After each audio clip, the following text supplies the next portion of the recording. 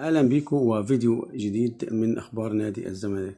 النهارده هنتكلم عن اخبار نادي الزمالك وبعض الاخبار الاخرى. اول حاجه، مفيش ايقاف قيد حتى الان وصل نادي الزمالك بسبب باتشيكو. طبعا احنا عارفين ان باتشيكو له 819 الف يورو من قضيه الايقاف. مفيش ايقاف يعني للنادي في قضيه، لسه مفيش حاجات رسميه يعني. طبعا الزمالك بيدفع اقساط خالد بيضيف وأقساط سامسونج اللي هي 50,000 كل شهر.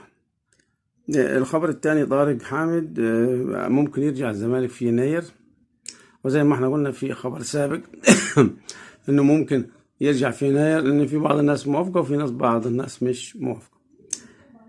زيزو، حاجة مهمة عن زيزو، خلي بالك معايا كده. نادي الخدود السعودي تواصل مع وسطاء مع زيزو انه عايز ينتقل اليه في